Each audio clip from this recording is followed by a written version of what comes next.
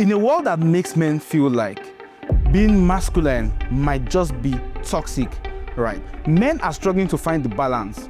We have people telling men that, okay, it's nice to open the door for a woman. And then we have other people that make men feel like opening the door for a woman is you trying to make her feel like she is weak. And so a lot of times, men are struggling to find that balance between being masculine and being toxic. Men don't know if they should go left, if they should go right. Men are looking for themselves. Men are trying to define what it means to be a man. Popular celebrity Andrew Tate has been very vocal about what it means to be a man.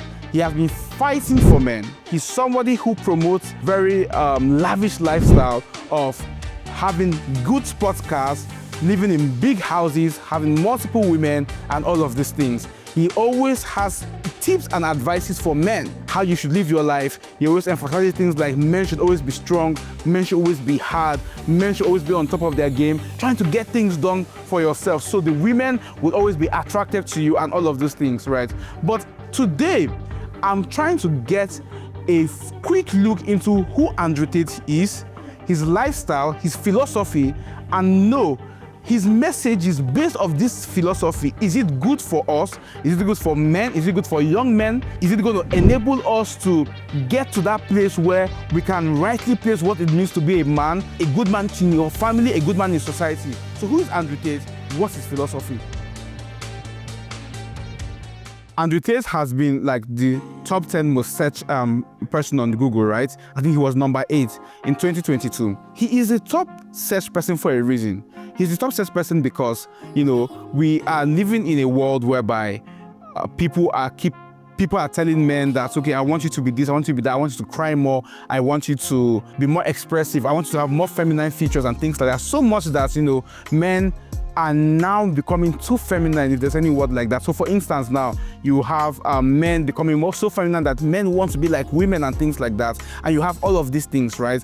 And Andrew Tate is saying that no. And this is where I agree with him, right? Andrew Tate is saying that no, men should be men. And I will explain why. Why? Because a man should be able to provide for his family and should be able to protect his family. Now, let's look at the context of protection. Now, if you have three armed robbers, okay? You have armed robbers trying to break into a house. And let's say they had to choose between 5 houses. Now, if they notice that one house has just a single mother and a child, they are more likely to break into the house, assuming that they are going to get the same amount of money and they need to just break into one house. Why? Because that house seems like less of a threat. This is what Tate is saying in that context. Tate is saying that a man who isn't giving society the perception that he is a weak person is going to be able to give people the perception that if you want to break into my house to rob my family and to harm my family, then you're going to have one hell of a day because it's not going to be that easy. That is his angle, in the sense that men should be able to, you know, become some sort of dominant force that should be reckoned with in that context, okay? And so I understand where he's coming from in a context like that, because one responsibility that you have as a man must be to be able to protect your family. And then, of course, I also agree with him on the level of provision. I believe that a man should be able to provide for his family if need be. And this is what that means. Now, the man is the leader of the home. The man is the one who, you know, typically determines the direction a home should go to. And what this now looks like is this. This is now you saying that, okay, you know what, I'm the leader of the home, and so let me go out there, let me win in the world, let me ensure that I'm able to get certain things, get it home, and give it to you. All right, let me give you a life of comfort, let me give you a good life. Of course, if the woman says, okay, I want to also be able to work, that's fine. But then again, we live in a society whereby a woman can choose to be a housewife, and that's totally fine by her. But a man cannot choose to be a house husband. If a man chooses to be a house husband, he's called a lazy, useless, irresponsible man. And so all he's saying is that men should be able to, you know, for you to be able to lead, then you must be respected. And so for you to be able to be respected, then you must be able to go out there, get, you know, some sort of source of living, source of income, and you should be able to bring it home and be able to provide for your family. So I understand where he's coming from for provision and protection. I mean, for protection, again, think about it this way. You have somebody like you had to sexually abuse, God forbid, but you had to sexually assault somebody, or let's say somebody had to sexually assault somebody, and they say this person about sexually assault is Mike Tyson's daughter. I mean, would you still want to sexually assault, you know, the person, knowing that if Mike Tyson was to hear about it and he was to come for you, a dead man? So that's all he's saying in that aspect, right? And there is a level of feminine traits that a man would have that he just doesn't seem as much, of a threat, as he would be if he was more masculine, right? So that's his angle, and that's where he and I agree on. There is a survey, that was, or rather a study that was done by Department of Psychology in Texas, labs.edu or something, University of Texas. So they took a sample from 45 different countries, and in those 45 different countries, they basically asked men and women what are the top things that you look out for, when you're trying to choose a spouse or you're trying to choose a partner. Funny enough, men and women had a lot of similarities. So things like kindness and, intelligence and things like that, right?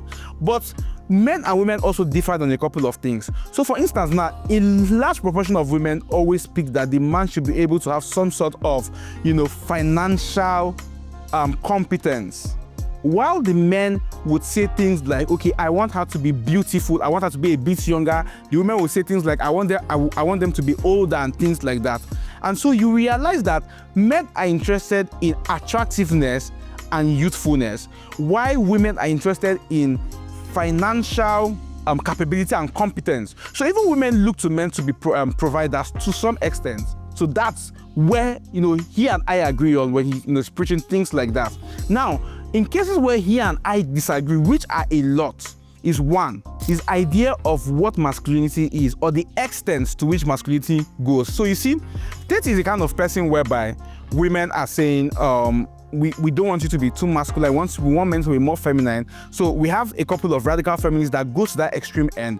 What Tate does is that Tate has now gone to the other extreme end, right, in what his definition of masculinity is. And we can just watch this video. If you're the kind of person who feels like they need therapy, you need someone to talk to make me feel better, do you know what you are? You're useless. Because in the harshest realities of this cold world, there are people in Syria whose entire families have been blown to fuck with a bomb from the sky, who are still getting up every day, making fucking bread and selling it on the streets so they have enough money to buy a new pair of sandals sometime next year. While you're crying about fucking nothing with your first world bullshit to some dickhead therapist who probably does coke on the weekends.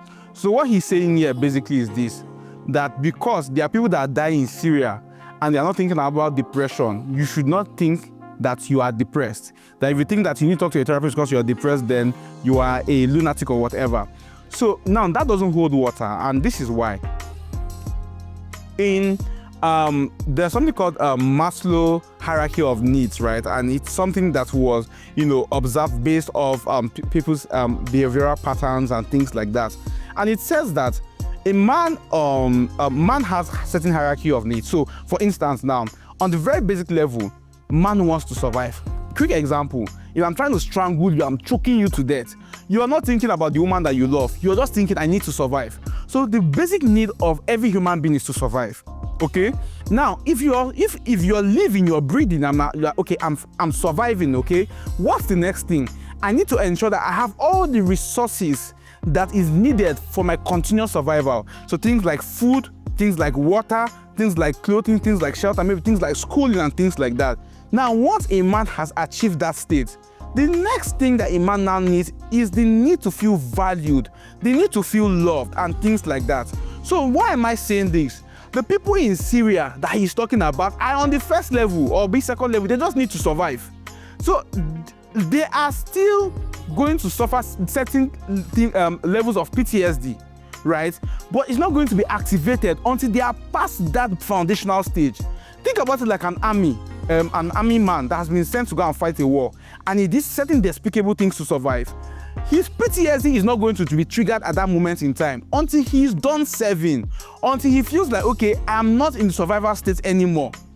That's where he now begins to feel, all of these flashbacks, all of these traumatic experiences and things like that.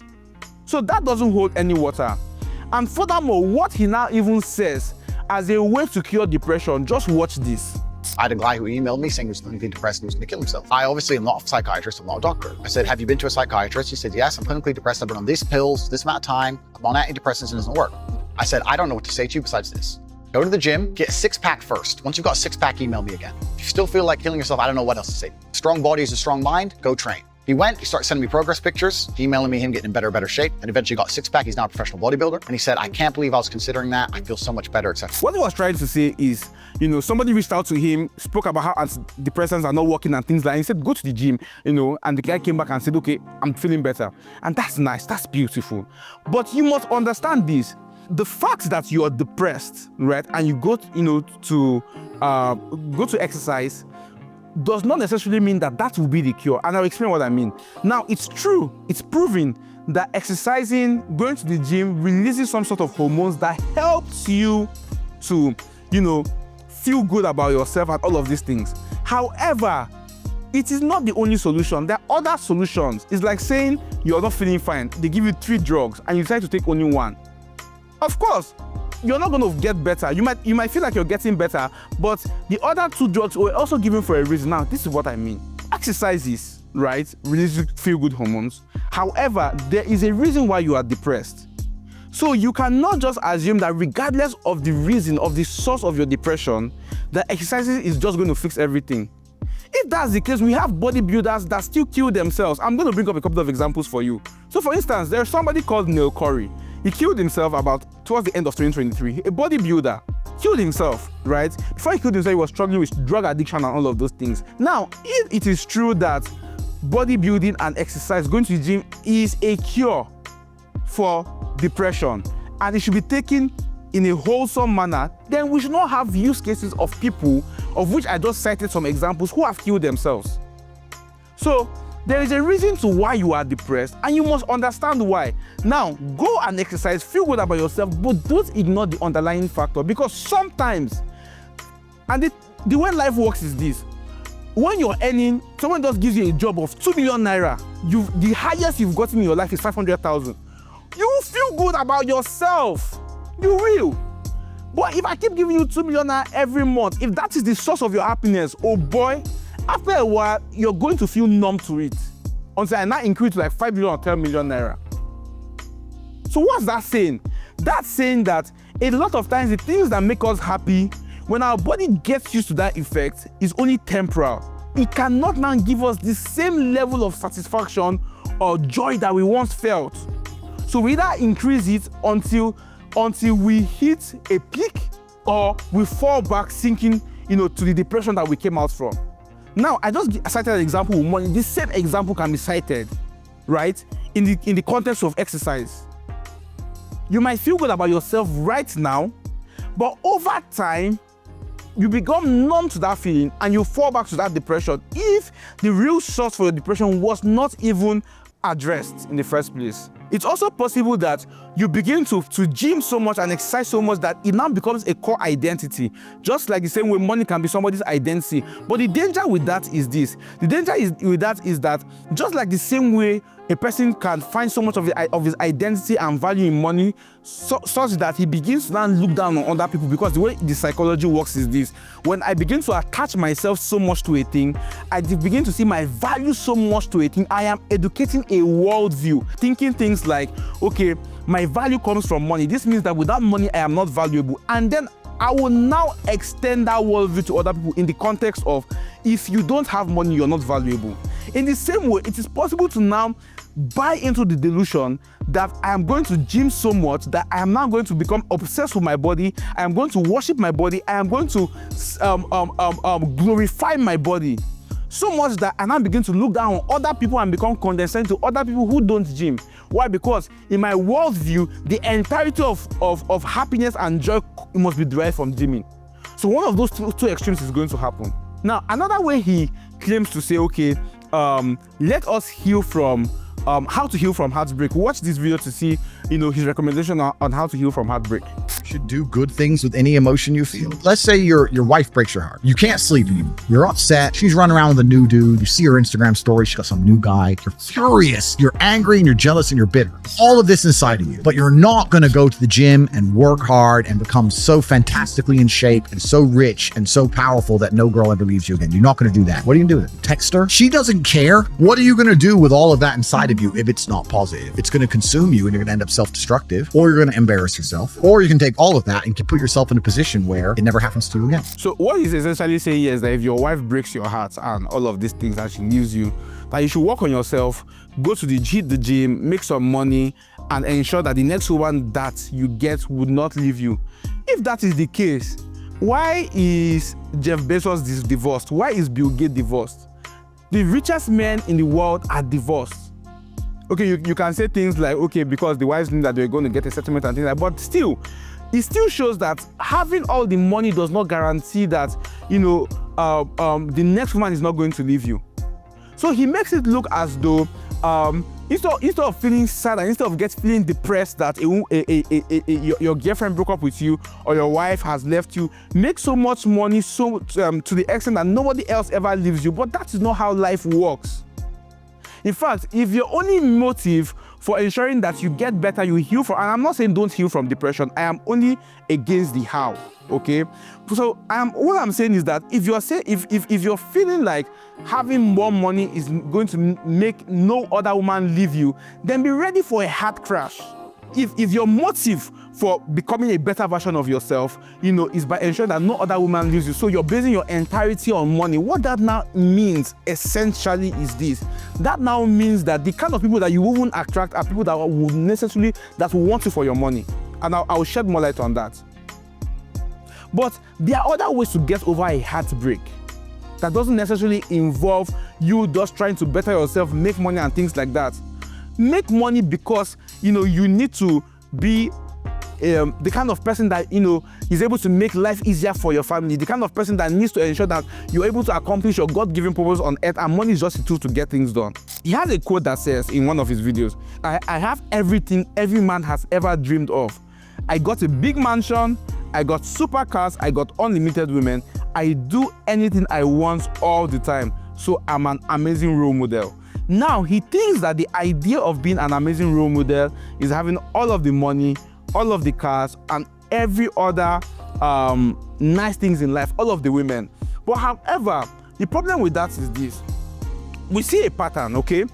We see a pattern of Tate that believes that the entirety of life, right, and I would explain, but the entirety of life is about hitting the gym, making the money, having all of the nice things of life, having all of the nice women, and would move on to that part. Now, a study, by CBS News, states that people are always happy when they make more money. That one, they didn't lie.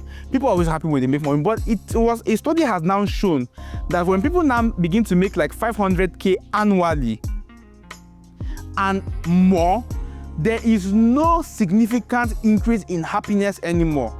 So this means that you have all of the money for all of your basic necessities and more to travel, go business class, do all of the nice things in life, right? Because 500K basically means that you're earning about, say, an average of maybe 25K or maybe let's say 30 something K per month, right? And so they are like, once you hit that threshold of about $30,000 per month, right? You begin, no matter how much more you make, there isn't a considerable increase in your happiness and your satisfaction in life. So the idea that, you have all of the nice cars, you have about 60 cars, I think that's how much he says he has. You have all of the nice women, all of these things. People are simply just chasing a rabbit hole at the end of the day. You're just going, and at the end is a trap to trap your soul. Because it feels like the more you make, the happier you feel. And so you say, let me become the wealthiest, the strongest, the fastest. But you get to the end of the line, if you get to the end of the line, and you realize that there is nothing after here. All of the promises, all of the hope, all of the expectations just keeps crashing down. Why? Because you expected to find the level of fulfillment you're looking for, and you didn't find. The more you want, the more you have, the more you want, the more you have, the more you want. And there's an insatiable feeling inside of your soul that you can't get out. And in America, it's $500,000. But guess what? In Nigeria, per year, it will not be up to that amount because you need a lot lesser to be able to acquire some of the nice things that you need in life in Nigeria. So maybe you make like 5 million, 10 million every month. Let's say 15 million every month. After a while, there isn't an increase that you get that will satisfy you. I'm going to give a very quick illustration. You know, I remember when I was working, I've given this illustration before, I was making some money. And so I always wanted to make more, always wanted to make more. Till I got, you know, an opportunity that, you know, is helping me make a considerably better amount. And I got an opportunity and I told myself, at what point will enough be enough? So let me just calm down. Let me just live life in the moment. Which now takes us back to Maslow's hierarchy of needs. At a certain point in a man's life, all of these things don't matter anymore. What he's now looking for is love, is fulfillment, is family. Which now drives us to the next point, which is this. What is his view on women? Because if I feel like I have gotten enough money and what I need is some sort of love, you know, I need to feel valued by feeling loved and things like that. I need to be in a sense of belonging, you know, a community, a family. The fact that something was happening from the beginning of time does not make it right. Because from the beginning of time, we have had slaves. From even the Stone Age, Bible Age, we had slaves. But right now, slavery is one of the worst things you can do to a person. So that means that the fact that something started from the beginning of time does not make it the standard. It just means that based off the living condition, it was just what, you know, people found normal. And I'll explain. We lived far back in a very patriarchal world, which simply means that back then, men were in charge and the world was dangerous. You could get killed, right? And nothing would happen. It was harder to investigate murders and things like that. So we lived in a very brutal world back then. And so the world was even more brutal for women. And so one way that women would find refuge was to be under the arms and the wings of a strong protector that could also provide for the woman. And so in that context, of course, it made sense that because the man had all the cards, the man had all the power, the man could marry multiple wives. However, we're now in a society whereby women are having a voice. And so you can't still see women as possessions. And he is the one who always talks about discipline. He is the one who always claims, you know, that a man must be disciplined. Why shouldn't that discipline not apply in a sexual manner? You want to feel like I'm a man. You want to feel like it's my biological nature to have multiple women. Blah, blah, blah, blah, blah. I hope you're ready for the consequences. I hope you're ready for the lack of peace. Because one of two things must happen. You'll have to be a deadbeat dad and you don't care about your kids, or you care, you're heavily invested and you suffer for it. So who is Tate at the end of the day? Tate is an ego-driven man, power-hungry, and we can see that from just very simple. Because Tate used to be an atheist, converted to Christianity, or claimed to be a Christian, you know, sometime like 5 or 6 years ago, I think. And when asked why, you know, have you turned to Christianity? And part of the reasons he gave was this. He said he's in Romania and he loves the way they are serious about God. Nobody jokes about God over here. You know, everyone is serious about God and things like that. Okay, granted. He moves from Christianity to Islam. Why have he moved to Islam? Oh, he thinks that the way people are treating Christianity is a joke right now. Islam is now the religion everybody fears. And if you say anything about Allah, you know, that you're dealt with and things like that. So at the end of the day, he's choosing his religion based off respect and power, not based off authenticity. What is authentic? Which is also a very poor and flawed ground. So you're going to observe something about him. He's somebody who is power-driven. He's somebody who wants to be the center of attention, which is why he always preaches philosophy as you must always be the strongest person. You must always be the richest person. You must always be, you know, basically be that person. Why? So that you can get all of the women and all of the glory and things like that. And we can also see it in his approach. Wanting multiple women. Why? Because they feel like trophies. They feel like it makes him a conqueror. He wants to be the leader, to show that he's the boss. It's all about the power for him. So even though I agree with him that the man should be the head of the home, I don't agree with him for the reason why the man should be the head of the home. I think that the man should be the head of the home, but that does not mean that you don't love your wife. That does not mean that you should not be faithful to your wife. That does not mean that you should not respect your woman. The man is the head of the home simply because from a biblical perspective, the man The Bible has commanded the man to be the head of the home so that he can be a husband to his wife, just as Christ loved the church. He can love his wife and lay his life down for his wife if need be. Now, if there is a commandment that you have to lay your life down for your wife, then the way you live your life will reflect that you are one that is ready to lay your life down for somebody. You lead to sacrifice. You lead your family in the direction God wants you to lead them for everybody's benefit, even if it costs you your own benefit. That's what it means to lead. Leading is service, not just authority. The authority is so that there is service in it. So I hope that with these 3 points of man, I've been trying to convince you that Tate is not, yes, some of the things he says is true, but the core of his beliefs, what pushes his beliefs is what makes him not following. So I hope that with these 3 points of man, I've been able to convince you and not confuse you on why I don't agree or support that Tate is somebody that is worth following. And if you're a guy that you feel like you have been rejected by women and you feel like you're not good enough and you feel low and you found some sort of solace in Andrew Tate's video, and it makes you to be a hard worker, pushes you to be the best version of yourself, in quotes, go to the gym and focus on the money and things like that. Let me just say something to you. There is the fact that women have rejected you does not mean that you're a piece of shit. Does not mean that you're some sort of incel. And the fact that you want to turn to making money and going to the gym just so you can show them pepper, or just so you can become that person that women chase after and you can have your peak, isn't also equally right. There is more to you than meets the eye. There is more to you than materialism. There is more to you than money. There's more to you than how the state of your body looks. And how you would know is that the day you die and your spirit has to leave your body, and your spirit has to leave all of the money you've left behind, then who are you? That's the question to ask. Who are you? Your value must be something that is innate. Your value must be something that must be without material things. So the day you die, your soul should not feel naked. True value is found in God. The entirety of who God is, what he has said in you, and from the Christian religious perspective, who you are in Christ.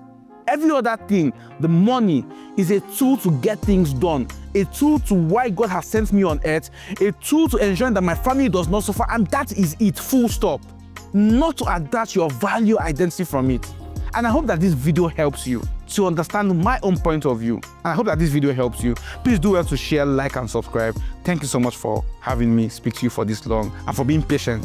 See you next week. Bye.